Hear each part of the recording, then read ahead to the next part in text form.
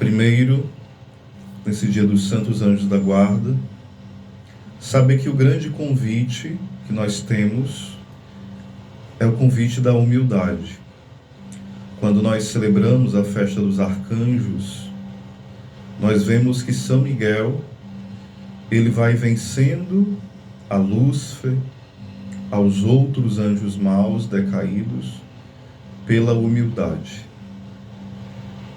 O inimigo grita: não servirei a Deus, não obedecerei.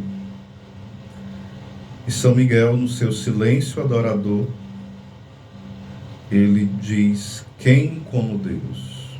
Ele reconhece que ele não pode recusar o amor de Deus, ele não pode recusar os planos de Deus. Não porque ele não é livre, mas porque ele sabe que os planos de Deus é sempre o melhor. E assim os outros anjos também adoraram a vontade de Deus e adoram. Eles não são rebeldes, eles são fiéis aos planos de Deus, são humildes. E quando Jesus convida os discípulos a não ficarem brigando para dizer quem é o maior, porque nós vivemos brigando para dizer quem é o mais importante, né? Ontem, Santa Teresinha, a qual nós celebrávamos, dizia: a mim cabe o trabalho, a Deus o sucesso. Nós geralmente queremos muito sucesso, fama, muito dinheiro, a gente quer ser reconhecido, aplaudido, a gente faz tudo ao contrário às vezes, né? Não que a fama em si seja ruim, mas a gente não deve viver em função da fama, do sucesso. A gente deve saber que a nossa vida foi feita para agradar a Deus, para adorar o Senhor. E olhando para as crianças, elas são exemplo para nós de simplicidade, de humildade, de pureza, de abandono nas mãos de Deus.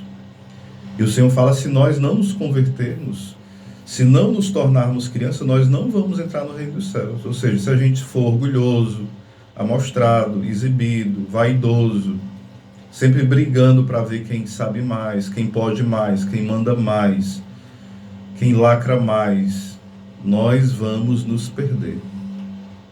Isso tanto faz ser fora da igreja como dentro da igreja. Nós não podemos querer ser o primeiro. Santa Teresinha dizia: eu sempre procuro o último lugar, porque por esse lugar ninguém briga. Então vamos pedir a Deus a graça de nos acordarmos. E o finalzinho do Evangelho fala que nós não devemos desprezar as crianças, não devemos desprezar os pequeninos. No nosso tempo, hoje, nós vivemos um grande desprezo pelos pequeninos, gravíssimo. É o desprezo pelos pequeninos que estão no ventre das mães. Aqui no Brasil, em vários países já fizeram até isso. Aprovaram o aborto, e aqui no Brasil se quer aprovar essa agenda nefasta.